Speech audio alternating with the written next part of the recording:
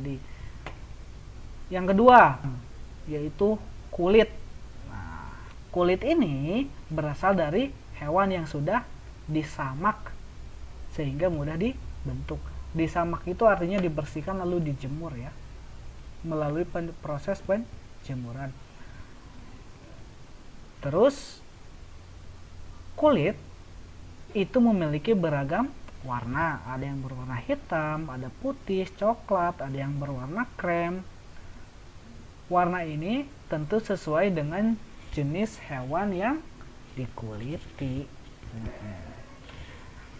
Lalu kulit akan mengeluarkan aroma sate atau bau daging terbakar jika terbakar. Dan terakhir, kulit itu tidak tahan air, makanya kalau dia terkena air maka strukturnya akan cepat rusak. Jenis bahan lunak alam lainnya adalah getah nyatu atau getah yang diperoleh dari pohon nyatu yang berwarna putih, sehingga warna putih ini memudahkan untuk proses pewarnaan gitu. Terus jika ingin membentuk suatu kerajinan yang berbahan dasar getah nyatu, maka getah ini harus dimasak terlebih dahulu.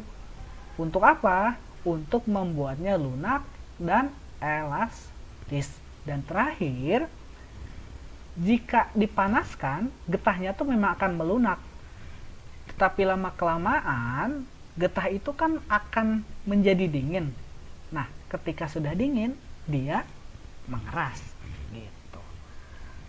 Lalu yang terakhir ada floor clay. Nah, ini istilahnya asing ya.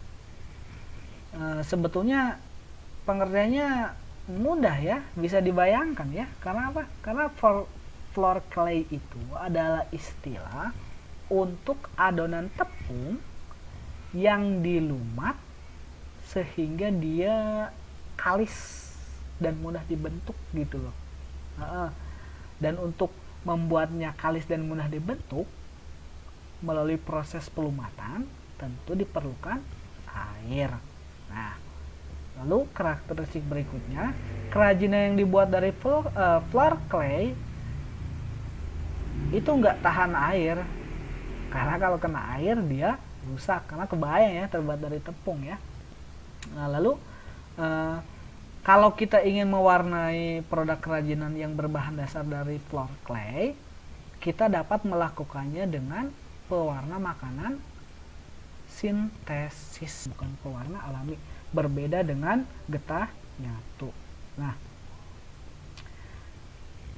Nah, berikutnya adalah golongan kedua dari bahan lunak, yaitu bahan lunak buatan. Pengertiannya tadi sudah disampaikan, dan berikut kita akan lihat karakteristik dari beberapa contoh bahan lunak buatan yang sudah disampaikan sebelumnya. Yang pertama, polimer clay dan plastisin.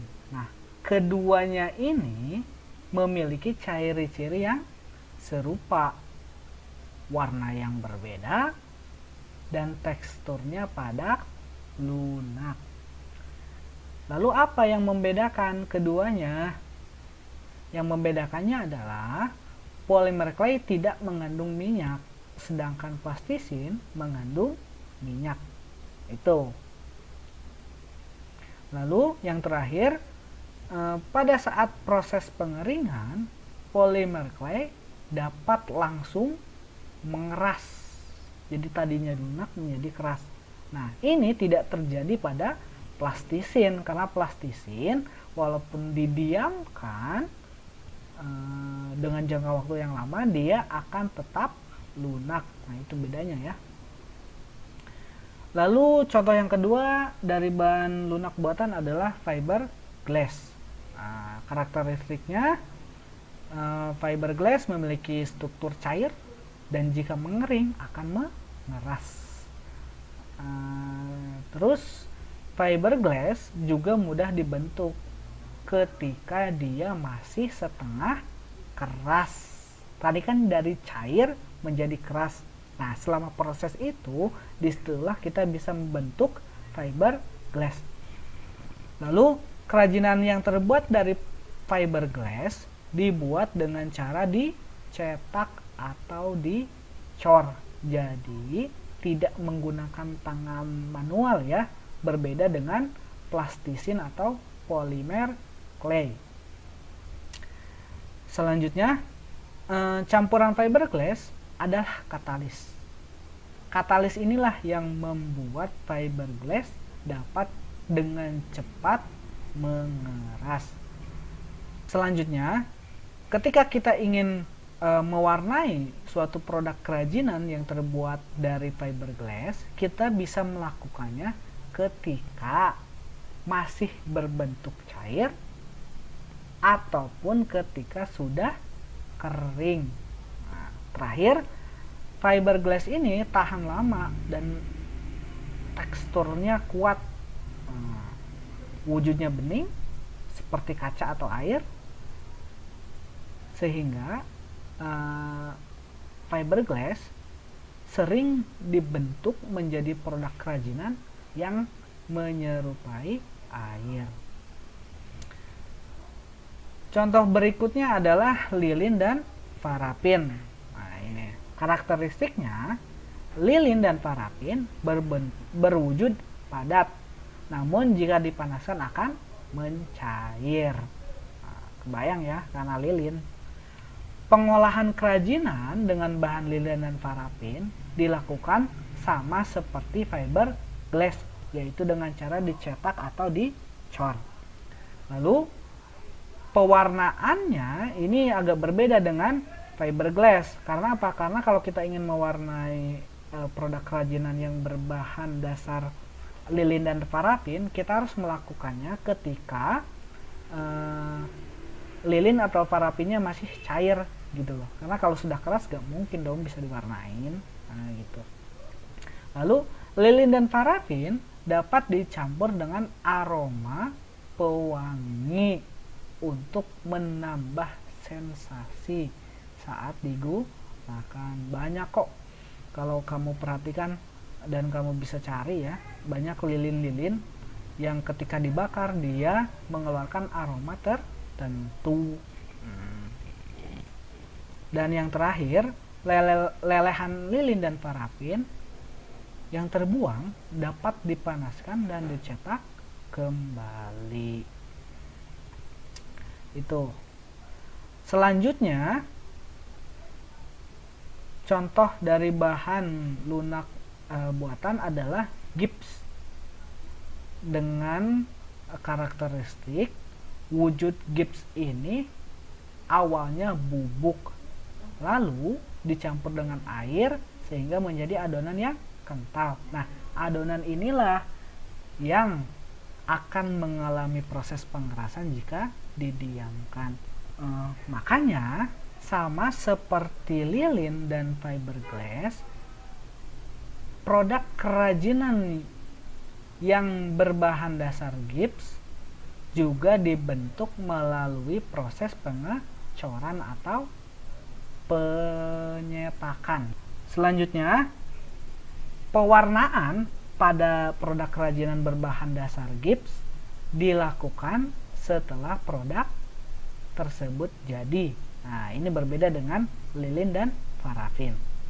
Terakhir, gips itu mudah pecah sehingga memerlukan kehati-hatian yang ekstra ketika kita ingin membuat produk kerajinan dari gips. Terakhir adalah sabun. Nah, ini sabun pasti kalian familiar ya, karena hampir setiap hari kita melihat dan menggunakan sabun. Karakteristik sabun yang pertama adalah wujudnya padat, sehingga bisa langsung diukir dan dibentuk. Nah, yang kedua, sabun dapat pula diparut atau dihaluskan dan dibentuk seperti floor clay. Nah, itu ya uniknya itu. Terus, sabun yang didiamkan akan mengeras.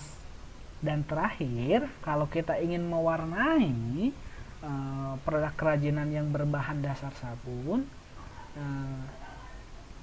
kita dapat mempertahankan warna tersebut dengan menambahkan biang warna ketika sabun masih dalam keadaan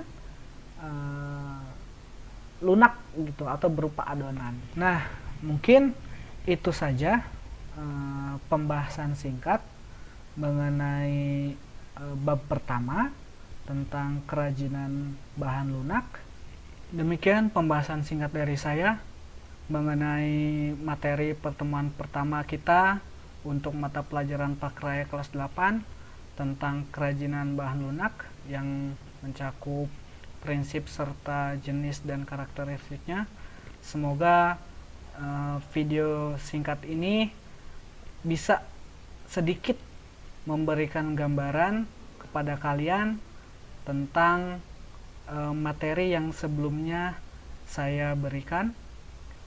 Pesan saya, kalian harus tetap semangat dan giat untuk belajar, namun jangan lupa tetap jaga kesehatan dan keselamatan kalian dan keluarga kalian. Saya yakin keadaan tak menentu ini bisa cepat berakhir dan kita bisa kembali bertatap muka secara langsung di suasana kelas seperti biasanya. Terima kasih atas segala perhatian dan mohon maaf apabila masih banyak terdapat kesalahan dan kekeliruan. Akhir kata, wabillahi taufiq wal hidayah. Assalamualaikum warahmatullahi wabarakatuh.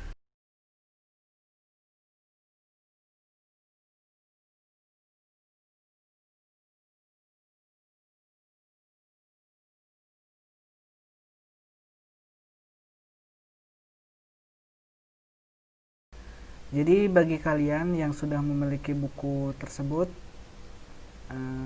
kalian, kita langsung ke contohnya aja nih. Contohnya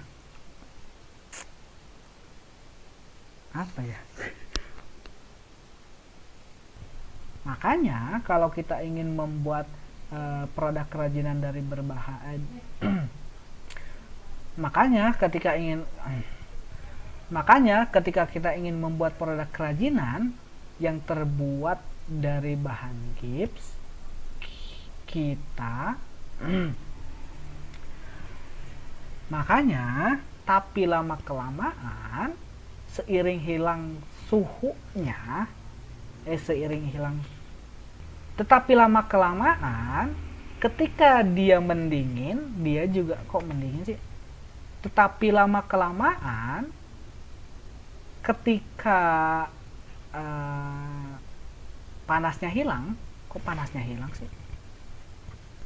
Bagaimana kabar kalian anak-anakku?